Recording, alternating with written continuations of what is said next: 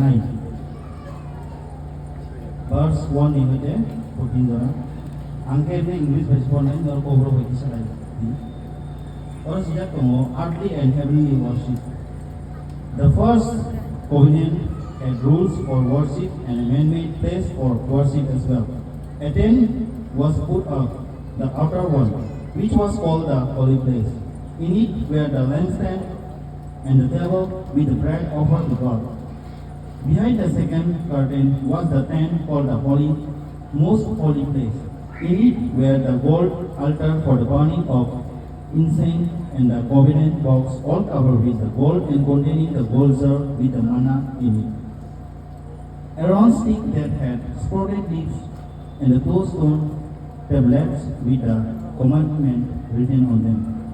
Above the box were the witch creatures representing God's presence with their wings spread over the place where sins were forgiven.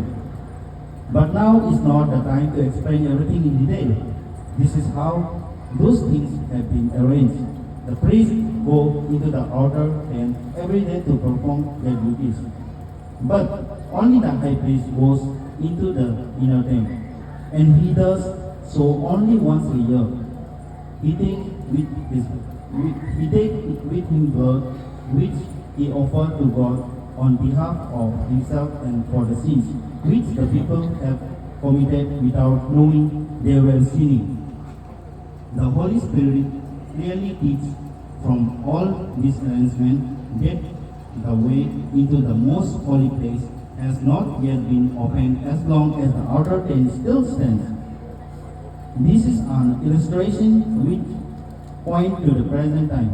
It means the offering and the animal sacrifice presented to God cannot make the worshippers' heart perfect, since they have to do only with food, drink, and various purification ceremonies. These are all outer rules which apply only until the time when God will establish the new order. But Christ has already come as the high priest of the good things that are already here. The tent in which he served is greater and more perfect. It is not a man-made tent. It is not a part of this created world. When Christ went through the tent and entered once and for all into the most holy place, he did not take the blood of goats and bulls to offer as a sacrifice. Rather, he took his own blood and obtained eternal salvation for us. The blood of goats and bulls and the ash of the burnt calf are sprinkled on the people who are ritually unclean, and this purifies them by taking away their ritual impurity. Since this is true, how much more is accomplished by the blood of Christ? Through the eternal Spirit, he offered himself as a perfect sacrifice to God. His blood will purify our consciences for useless rituals so that we may serve the living God. This is the word of God.